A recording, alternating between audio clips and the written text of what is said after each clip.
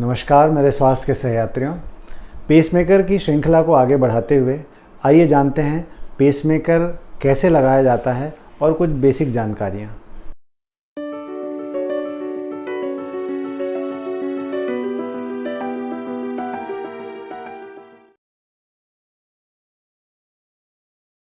Pacemaker के बारे में कुछ बेसिक जानकारियाँ मैंने पिछले वीडियो में आपको बताया था कि किन किन कारणों से पेसमेकर लगाया जाता है, इमरजेंसी के समय क्या करना चाहिए। अब आपको डॉक्टर ने बता दिया कि पेसमेकर आपको लगाने की आवश्यकता है और आप मानसिक रूप से तैयार हो गए, या तो वो इमरजेंसी के कारण था या प्लान्ड वे में आपको अब पेसमेकर लगाना है। अब कुछ बेसिक सवाल जो बहुत कॉमनली पेशेंट के दिमाग में आते हैं, तो सबसे पहला प्रश्न ये आता है कि पेसमेकर की कितनी लाइफ होगी। जैसा कि हम जानते हैं कि पेसमेकर बैटरी से चलता है। अभी तक जो उपलब्ध पेसमेकर हैं मार्केट में, ये बैटरी रिचार्जेबल नहीं होती, इनको रिचार्ज नहीं किया जा सकता। तो ये बैटरी की लाइफ उतनी ही होती है जितना कि ये पेसमेकर इम्पल्स जनरेट करता है, वो इलेक्ट्रिसिटी जनरेट करता है। अब ये इलेक्ट्रिसिटी जनरेशन जो पेसमेकर करता है कि कितने बार वो दिल को धड़कने के लिए बिजली के संकेत भेजेगा, ये इस पे निर्भर करता है कि हमारे हार्ट की खुद की धड़कन कितनी है। अगर हार्ट की खुद की धड़कन बीच बीच में आ जाती है और कुछ समय के लिए केवल धड़कन कम होती है, तो ऐसे में पेसमेकर को बहुत कम समय के लिए काम करना पड़ता है और पेसमेकर की लाइफ काफ़ी लंबी होती है, 10 साल 15 साल। लेकिन अगर हमारे हार्ट की धड़कन बहुत कम है, अधिकांशतः समय वो एक सीमा से कम रहती है और पेसमेकर को ही बार बार इम्पल्स देना पड़ता है ताकि हार्ट की धड़कन सामान्य बनी रहे, तो ऐसी स्थिति में पेसमेकर के बैटरी की लाइफ कम होती है। और फिर भी अगर पेसमेकर को कई बार काम करना पड़ता है तो भी ऑन एन एवरेज 7 से 8 साल 9 साल पेसमेकर चल जाता है। तो पेसमेकर की लाइफ इस बात पे निर्भर करती है कि आपके पेसमेकर को कितना काम करना पड़ता है। वो हर एक व्यक्ति का पेशेंट टू पेशेंट क्या पैथोलॉजी है, क्या बीमारी है, कितने पेसिंग की आवश्यकता है, उस पर निर्भर करता है। दूसरा एक बहुत कॉमन प्रश्न होता है कि कौन सा पेसमेकर लगवाएं। अब देखिए, बाज़ार में बहुत अलग अलग तरह की कंपनियां हैं, इंटरनेशनल कंपनियां हैं, नेशनल कंपनियां हैं जिनके पेसमेकर उपलब्ध हैं। और मोटे तौर पे मैं कहूँगा कि सब बहुत अच्छी क्वालिटी के हैं और सारे जो ब्रांड हैं, वो चाहे आप किसी भी ब्रांड का ले लें, उनकी परफॉर्मेंस काफ़ी अच्छी है। जो पेसमेकर होता है वो दो तरह से काम करता है। एक जिसे हम कहते हैं सिंगल चैम्बर पेसमेकर और एक जिसको हम कहते हैं डबल चैम्बर पेसमेकर। अब ये single chamber double chamber pacemaker का मतलब होता है, जब सिंगल चैम्बर पेसमेकर होता है कि जो मुख्य चैम्बर है केवल वो उसी को इलेक्ट्रिक इम्पल्स भेजता है, जिससे कि आपके जान को कभी खतरा नहीं होगा। ये बहुत बेसिक पेसमेकर होता है। इससे आपके सडनली अनकॉन्शियस होने का रिस्क या सडनली किसी एक्सीडेंट होने का रिस्क टल जाता है। इसमें इलेक्ट्रिसिटी की आवश्यकता कम होती है। लेकिन इसका जो एक ड्रॉबैक है, एक जो नुकसान है, वो ये है कि जैसा आपको पता है कि हार्ट में 2 चैम्बर होते हैं, एक एट्रियम और एक वेंट्रिकल। तो इनमें एक कोऑर्डिनेशन से काम चलता है। अब अगर जैसा कि आपको पता है कि हार्ट में 2 चैम्बर होते हैं, एक एट्रियम और एक वेंट्रिकल, एक आलिंद और एक निलय। अब इनमें जो धड़कन का सामंजस्य होता है ये बहुत नियमितता से होता है। मतलब एक हिस्सा पहले सिकुड़ता है, दूसरा हिस्सा रिसीव करता है ब्लड को और फिर वो सिकुड़ता है। तो ये जो सामंजस्य है, अगर सिंगल चैम्बर का ही यूज़ किया जाता है पेसमेकर का, तो ये सामंजस्य थोड़ा बिगड़ता है। लेकिन डबल चैम्बर का यूज़ किया जाता है तो एक सीक्वेंस में पेसमेकर का काम होता है और वो सामंजस्य ज़्यादा बेहतर होता है, तो हार्ट का आउटपुट ज़्यादा बेहतर रहता है। पेशेंट सुरक्षित तो सिंगल चैम्बर में भी रहता है, लेकिन डबल चैम्बर पेसमेकर में हार्ट की जो फिजियोलॉजी है, एक नॉर्मल प्रक्रिया जो है, वो ज़्यादा मेंटेन्ड रहती है, इसीलिए उसे ज़्यादा बेहतर माना जाता है। लेकिन डबल चैम्बर पेसमेकर का जो ड्रॉबैक है, जो नुकसान है, वो ये है कि वो ज़्यादा महंगा होता है। सिंगल चैम्बर पेसमेकर रिलेटिवली थोड़े सस्ते होते हैं। एक और कॉमनली टर्म सुनने में आता है कि MRI कॉम्पैटिबल और MRI इनकॉम्पैटिबल पेसमेकर। तो बेसिकली जो ये पेसमेकर का जो मेन पार्ट है जिसमें बैटरी लगी होती है, वो जो केस होता है, उसका जो खोल होता है, वो खोल धातु का बना होता है। उसके अंदर के पार्ट जो होते हैं वो धातु के बने होते हैं। तो अगर वो धातु का बना हुआ होगा तो ऐसे पेशेंट की MRI पेसमेकर लगने के बाद नहीं की जा सकती, क्योंकि MRI की मशीन में मैग्नेट होता है, एक चुंबक होता है और वो उसे डिस्टर्ब कर सकता है। लेकिन अगर आप MRI कंपैटिबल पेसमेकर लगाते हैं तो MRI कंपैटिबल पेसमेकर की ये विशेषता होती है कि उसमें जो भी खोल है, जो भी चीज़ें लगी हुई हैं, वो MRI के चुंबक से डिस्टर्ब नहीं होती और आप सुरक्षित तौर पे उसमें MRI करवा सकते हैं उस मरीज़ का। तो चूँकि अधिकतर पेसमेकर की जो ज़रूरत होती है वो वृद्धावस्था के मरीजों को, ओल्ड एज पेशेंट्स को होती है, और ओल्ड एज पेशेंट को कई अन्य कारणों से MRI की आवश्यकता पड़ जाती है। कभी रीढ़ की हड्डी में कुछ प्रॉब्लम हुई, या कहीं फ्रैक्चर हुआ, या किसी और दिमाग का कोई MRI करवाना हुआ। तो ऐसी स्थिति में अगर आपको MRI इनकम्पैटिबल पेसमेकर लगा है तो आपको MRI करवाने की सुविधा नहीं रहती और आप एक महत्वपूर्ण जांच नहीं करवा पाते। तो MRI कंपैटिबल पेसमेकर में ये आपको फैसिलिटी रहती है कि आप MRI के लिए जा सकते हैं। जैसा कि मैंने बताया कि इस सहूलियत के भी आपको कुछ कीमत चुकानी पड़ती है, ये थोड़ा कॉस्टली होता है जो MRI कंपैटिबल पेसमेकर होता है। इसके अलावा एक और नया एडवांस्ड पेसमेकर आया है, जिस पेसमेकर में यहाँ पे कोई बैटरी केस लगाने की आवश्यकता नहीं पड़ती स्किन के नीचे। डायरेक्टली वो पेसमेकर बहुत छोटे साइज़ का होता है और उसे सीधा तारों के माध्यम से हृदय की मांसपेशियों में ही लगा दिया जाता है। तो उसमें किसी वायर की, किसी बैटरी केस की ज़रूरत नहीं पड़ती, कोई बहुत ज़्यादा कट नहीं लगाना पड़ता, वो अंदर ही धंस जाता है।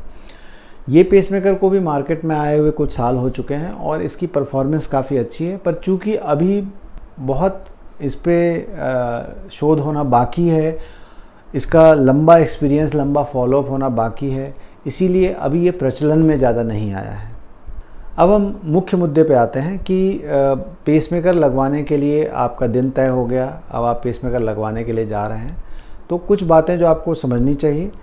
पेसमेकर लगाने के लिए आपको बेहोश नहीं किया जाता, आपको एक हिस्सा जहाँ पर पेसमेकर का वो जो बैटरी केस है, वो जहाँ इम्प्लांट किया जाएगा, उस जगह को सुन्न कर दिया जाता है और सुन्न करके वहाँ पे वो एक कट लगाते हैं, छोटा सा कट होता है वो, और उस कट के थ्रू वो पेसमेकर का जो केस है वो अंदर डालते हैं और वायर एक इंसर्ट करते हैं। उस वायर को वो नसों के माध्यम से हार्ट तक पहुँचाते हैं और वहाँ पे वो हुक को मांसपेशियों में हुक कर देते हैं और इस तरह से वो वायर बैटरी केस को हृदय से कनेक्ट कर देता है।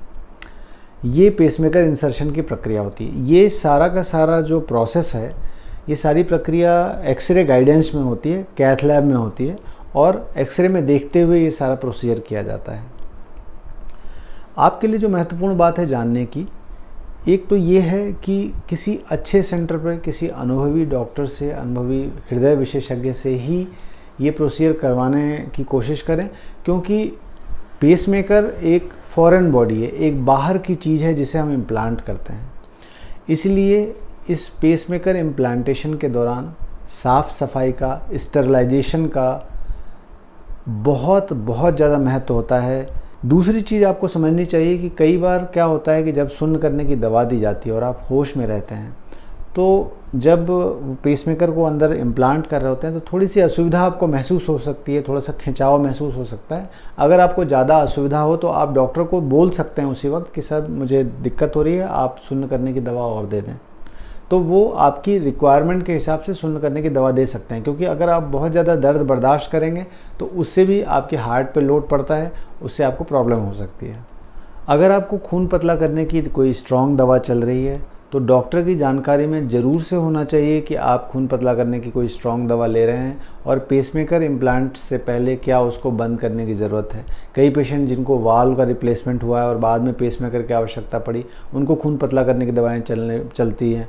उन व्यक्तियों को भी ये इन्फॉर्मेशन डॉक्टर को देनी चाहिए ताकि समय से उसे बंद किया जा सके, क्योंकि जब पेसमेकर को इम्प्लांट अंदर कर दिया जाता है कट लगाने के बाद, तो कई बार क्या होता है कि वहाँ पे खून इकट्ठा हो जाता है चारों तरफ, क्योंकि आपका खून पतला है, आप खून पतला करने की दवा ले रहे हैं, तो वो खून क्या पेसमेकर के चारों तरफ इकट्ठा हो जाता है और वो इन्फेक्शन का कारण बनता है और कई बार मरीज उसकी वजह से बहुत ज़्यादा परेशान होते हैं।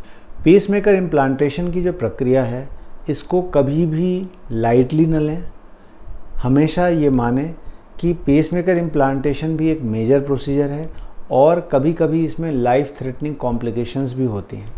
मेरा ये बताने का उद्देश्य आपको डराना बिल्कुल नहीं है, बस मैं ये आपको बताना चाहता हूँ कि ये इसको गंभीरता से लें और जब भी अपन पेसमेकर इम्प्लांटेशन के लिए जा रहे हैं तो अपन पूरी तरह से प्रिपेयर्ड होके जाएं। अगर हो सके तो 4 घंटे 5 घंटे की फास्टिंग खाली पेट होके ही प्रोसीजर के लिए जाएं, क्योंकि बहुत रेयरली लेकिन इसमें कुछ जानलेवा कॉम्प्लिकेशंस भी होते हैं। जैसे जब हम यहाँ पे नसों का पंक्चर कर रहे होते हैं तो कई बार खून की कोई बड़ी नस पंक्चर हो जाती है, जिसकी वजह से ब्लीडिंग हो सकता है। हमारे फेफड़े लंग्स होते हैं, यहाँ पे जब पंक्चर करते समय कई बार लंग्स में जो प्लूरल कैविटी है, लंग्स की कैविटी, उसमें हवा भर जाती है, जिसे न्यूमोथोरैक्स कहते हैं। इसकी वजह से आपको सांस में दिक्कत हो सकती है और कभी कभी आपके बीपी भी उसकी वजह से ड्रॉप हो सकता है, बीपी कम हो सकता है। फिर एक और बहुत सीरियस कॉम्प्लिकेशन होता है जब वायर के माध्यम से हार्ट तक पहुंचते हैं और जब हम मांसपेशियों को हुक करते हैं तो बहुत रेयरली कभी कभी जो वायर है वो हार्ट की पतली सतह को या हार्ट की पतली दीवार को पंचर कर देता है और हार्ट में ब्लीडिंग शुरू हो जाती है। और कभी कभी कार्डियक टेम्पोनाइट, जो हार्ट को दबाव देने वाली एक कंडीशन बन जाती है, जो कभी कभी इमरजेंसी क्रिएट करती है। पेशेंट का बीपी अचानक कम हो जाता है और इमीडिएटली सर्जरी के लिए भी लेना पड़ जाता है पेशेंट को। तो कहने का मतलब है कि बहुत रेयरली ही सही, बहुत कम ओकेजन्स में ही सही, लेकिन कभी कभी ऐसी स्थिति बनती है जब आपको इमीडिएटली सर्जरी के लिए जाना पड़े या इमीडिएटली आपको बेहोश करना पड़े। तो इसीलिए आप फास्टिंग जाएं, कम से कम 4 घंटे 5 घंटे की फास्टिंग रहे, खाली पेट रहे, और उसके बाद ही आप पेसमेकर के लिए जाएं। कभी कभी पेसमेकर इम्प्लांटेशन के बाद पेसमेकर के वोल्टेज को, पेसमेकर की सेटिंग को थोड़ा सा चेंज करने की ज़रूरत पड़ती है। कई बार पेसमेकर ज़्यादा वोल्टेज से पेस कर रहा होता है तो मरीज़ को थोड़ी सी असहज महसूस होता है, असुविधा महसूस होती है। वो आपको जब पेसमेकर लगाने के बाद आईसीयू में रखा जाता है उस समय ये एडजस्टमेंट किया जाता है। तो शुरू में अगर इस तरह की कुछ असुविधा हो आप डॉक्टर को तुरंत बताएं और घबराएं नहीं, ये चीज़ें एडजस्ट की जा सकती हैं। हाँ, आप कहीं दूर दराज क्षेत्र में रहते हैं तो पेसमेकर में लगने के बाद आपको किसी भी तरह की असुविधा होती है तो उस चीज़ को पूरी तरह से सॉर्ट आउट करके, पूरी तरह से व्यवस्थित करके ही आप किसी दूर दराज क्षेत्र में जाएं। अब आपका पेसमेकर इम्प्लांटेशन हो गया, वहाँ पे टाँके लग गए और उसके बाद एक कंप्रेशन बैंडेज लगाया जाता है। एक यहाँ पे दबाव दे के एक पट्टी लगाई जाती है और आपके हाथ को भी स्थिर कर दिया जाता है ताकि आप हाथ को मूव ना कर सकें ज़्यादा। जैसा मैंने बताया कि यहाँ एक मांसपेशी जो होती है, पेक्टोरल मसल होती है, उस मसल का मूवमेंट ज़्यादा ना हो ताकि पेसमेकर वहाँ फिक्स हो जाए, यही इसका उद्देश्य होता है। तो आपके हाथ को 10-15 दिन तक सलाह दी जाती है कि उसको ज़्यादा मूव ना करें और ये कंप्रेशन लगा के रखें। कंप्रेशन लगाने का उद्देश्य यही होता है कि आसपास खून इकट्ठा ना हो, क्योंकि अगर खून इकट्ठा होता है तो वो इन्फेक्शन के लिए प्रोन बनाता है, वहाँ इन्फेक्शन होने की संभावना बढ़ जाती है। इसीलिए उस कंप्रेशन को लगाए रखा जाता है। आप इस बात को इंश्योर करें कि वो कंप्रेशन प्रॉपरली लगाया गया है और आपकी तरफ से ये ध्यान रखने की आवश्यकता है कि हाथ को बहुत ज़्यादा मूव ना करें। इस बात को बहुत गंभीरता से हम पालन करें कि हाथ का बहुत ज़्यादा मूवमेंट पेसमेकर को माइग्रेट भी कर सकता है, इधर उधर मूव कर सकता है और पेसमेकर का फिक्सेशन प्रॉपर नहीं हो पाता। और साथ में ब्लीडिंग का, हेमाटोमा बनने का, वहाँ पे चारों तरफ खून इकट्ठा होने का भी रिस्क रहता है। पेसमेकर डालने के बाद थोड़ा सा दर्द आपको महसूस होगा। जब सुन्नपन का असर ख़त्म हो जाएगा आपको कुछ दर्द की दवाइयाँ दी जाती हैं, सूजन कम करने की दवाइयाँ दी जाती हैं और 2-4 दिन में आपका दर्द ना के बराबर हो जाता है। जब आपके हाथ का रिस्ट्रिक्शन ख़त्म कर दिया जाता है, आपको हाथ मूव करने की सलाह दी जाती है, तो कुछ दिनों के लिए आपको अपने शोल्डर में थोड़ी सी स्टिफनेस, थोड़ा सा जकड़न महसूस होती है, जो धीरे धीरे समय के साथ आप जैसे जैसे मूवमेंट बढ़ाएंगे वो चीज़ ठीक हो जाती है। जब तक आपका घाव पूरी तरह सूख नहीं जाता, इस बात को आपको बहुत गंभीरता से ध्यान रखना है कि घाव की ड्रेसिंग, घाव की पट्टी, घाव का देख रेख, घाव पे किसी तरह का पानी ना पड़े, मक्खी ना बैठे, धूल मिट्टी ना लगे, इन सब चीज़ों का आपको ध्यान रखना है ताकि घाव को इन्फेक्शन से बचाया जा सके। पेसमेकर जो है वो धातु का बना हुआ केस होता है, इसीलिए एक बार अगर इसमें इन्फेक्शन लग गया तो ये बहुत बड़ी समस्या हो जाती है। ये इन्फेक्शन जल्दी ठीक नहीं होता और कई बार पेसमेकर को निकालना पड़ जाता है। पेशेंट को बहुत ज़्यादा असुविधा होती है, इसीलिए पेसमेकर को डलने के बाद आपको इन्फेक्शन को रोकने के सारे एहतियात, जैसे मैंने बताया कि साफ़ सफाई, रेगुलर ड्रेसिंग, और इस बात को बार बार देखते रहें, जो पट्टी कर रहा है उससे पूछते रहें कि भाई इसमें कोई लालपन तो नहीं हो रहा है, आपको बुखार तो नहीं आ रहा है, कोई सूजन तो नहीं दिख रही है बहुत ज़्यादा, किसी तरह का मवाद तो नहीं आ रहा है। अगर इस तरह के कुछ भी लक्षण दिखते हैं, आपको तुरंत डॉक्टर को दिखाना चाहिए ताकि समय से एंटीबायोटिक शुरू किया जा सके, आपको दवाइयाँ दी जा सकें और आप किसी तरह के कॉम्प्लिकेशन से बच सकें। आज की वीडियो में हमने जाना कि पेसमेकर कितने तरह के होते हैं, कैसे चुनाव करें पेसमेकर का, पेसमेकर की लाइफ कैसे डिसाइड होती है, और पेसमेकर इम्प्लांटेशन से पहले क्या सावधानी रखनी चाहिए, क्या कॉम्प्लिकेशन हो सकते हैं, और पेसमेकर लगने के तुरंत बाद हमें और क्या क्या चीज़ ध्यान रखनी चाहिए। अगले एपिसोड में हम ये जानेंगे कि पेसमेकर आपको लग गया तो लॉन्ग रन में और क्या क्या सावधानी रखनी चाहिए, और कुछ बेसिक बातें जो पेसमेकर के बारे में आपको पता होनी चाहिए। उम्मीद करता हूँ आज का वीडियो आपको पसंद आया होगा। फिर मिलेंगे नई स्वास्थ्य यात्रा पर, तब तक के लिए नमस्कार।